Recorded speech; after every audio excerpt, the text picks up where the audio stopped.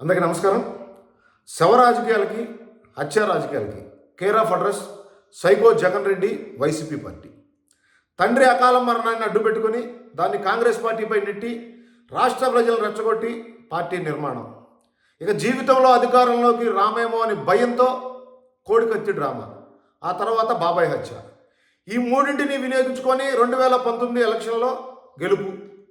అధికారంలోకి వచ్చిన తర్వాత ఈ 4 సంవత్సరాల 10 నెలల విధ్వంసక పరిపాలనలో అనేక వందల మంది ఆత్మహత్యలకి, హత్యలకి కారణమైన ఈ దుర్మార్గుడు పులికేసి సైకో జగన్ రెడ్డి వైసీపీ నాయకుల దహనకాండ, మారణకాండ ఇంకా జరుగుతూనే ఉంది.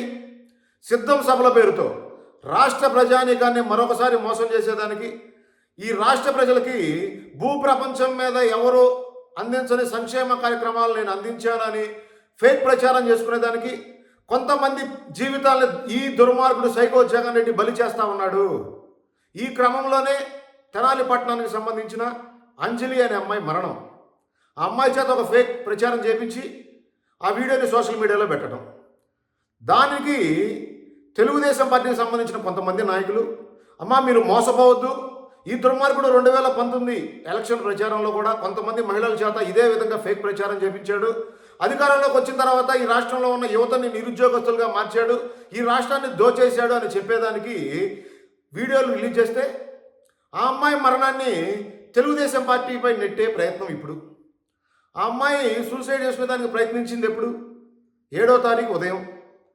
తెలుగుదేశం పార్టీకి సంబంధించిన నాయకులు ఆ వీడియోకి సమాధానం చెప్పడం మొదలుపెట్టింది 7వ తారీఖు సాయంత్రం నుండి.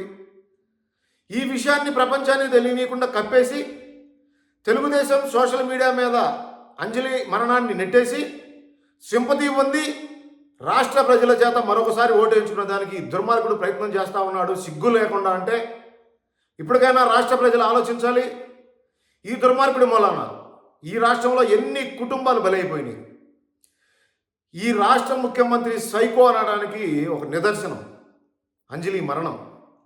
2 చిన్న పాపలు అనాథలైతే వాళ్ళను ఓదార్చకుండా, వాళ్ళ కుటుంబానికి అండగా నిలవకపోగా ఆ అమ్మాయి మరణాన్ని కూడా సోషల్ మీడియాలో పెట్టి వాళ్ళ కుటుంబాన్ని రోడ్డుకి ఈడుస్తూ ఈరోజు ఆ మరణంతో పాటు ఈ దుర్మార్గుడి ఫేక్ ప్రచారం వలన ఆ కుటుంబం తలదిల్లే పరిస్థితి.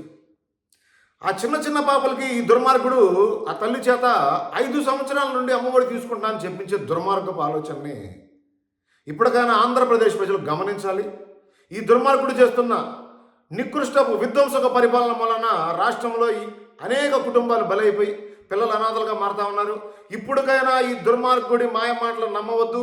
ఈ దుర్మార్గుడి నుండి రాష్ట్రం నుండి తరిమి కొడదామని చెప్పి ఆంధ్రప్రదేశ్ ప్రజలకు తెలియజేస్తా ఉన్నాను.